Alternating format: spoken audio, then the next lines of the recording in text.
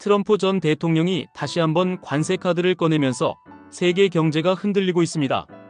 관세는 단순히 특정 국가나 품목에 대한 세금이 아니라 경제 전체에 영향을 미치는 중요한 정책 도구입니다.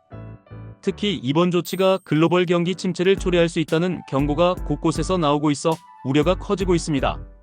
세계적인 투자자인 워렌 버핏은 미국의 관세 부과는 사실상 전쟁 행위라고까지 말했습니다. 그만큼 이번 조치가 단순한 경제 정책이 아니라 각국의 무역 관계를 뒤흔들고 글로벌 경제 질서를 재편할 수 있는 강력한 수단이라는 의미입니다. 관세 정책은 국가별, 품목별, 그리고 국가 간 관계에 따라 다르게 적용됩니다. 특정 국가에는 높은 관세를 부과하면서도 동맹국에는 유예 조치를 하는 등 복잡한 계산이 따릅니다. 하지만 이런 방식은 결국 무역 전반의 불확실성을 높이고 기업들의 투자와 소비 심리를 위축시키는 결과를 초래할 수 있습니다. 트럼프 전 대통령도 관세로 인해 글로벌 경제가 위축될 수 있다는 보고서를 발표했지만 정작 관세 정책을 강력하게 추진하고 있는 것도 트럼프 본인입니다. 이런 모순적인 행보 때문에 시장의 혼란은 더욱 커지고 있습니다.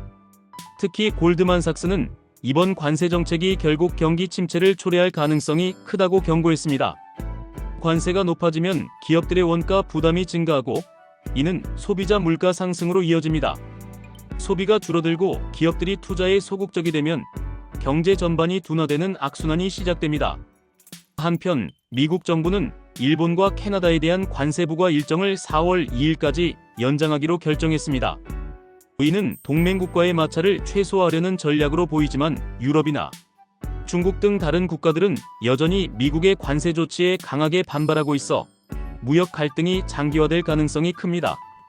트럼프 전 대통령이 발표한 보고서에서도 관세가 경기 침체를 초래할 가능성이 크다고 지적하고 있지만 실제 정책에서 이를 반영할지는 미지수입니다.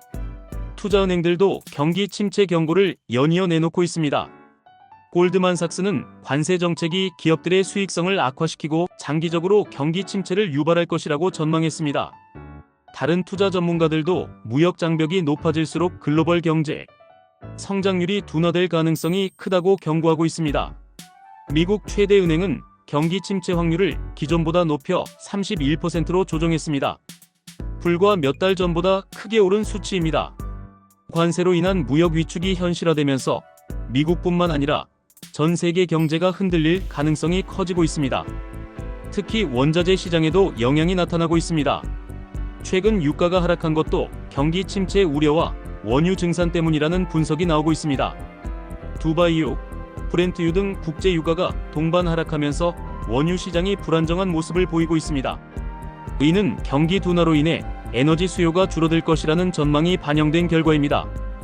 유럽도 관세 전쟁의 영향을 피할 수 없습니다.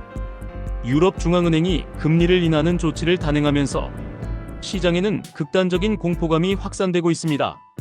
금리 인하는 경기 부양을 위한 조치이지만 동시에 경제가 둔화되고 있다는 신호이기도 합니다.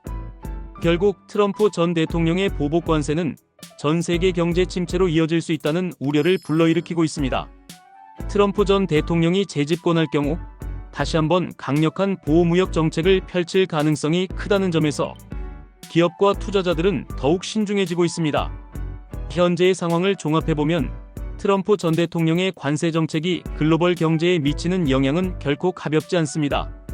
투자은행들은 경기 침체 가능성을 높게 보고 있으며 원자재 시장과 금융 시장도 불안정한 흐름을 보이고 있습니다.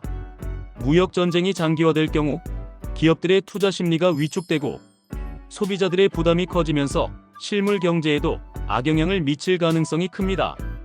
관세 정책이 단기적으로는 특정 산업을 보호할 수 있을지 몰라도 장기적으로는 경제 전반에 부정적인 영향을 미칠 가능성이 크다는 점을 유념해야 합니다.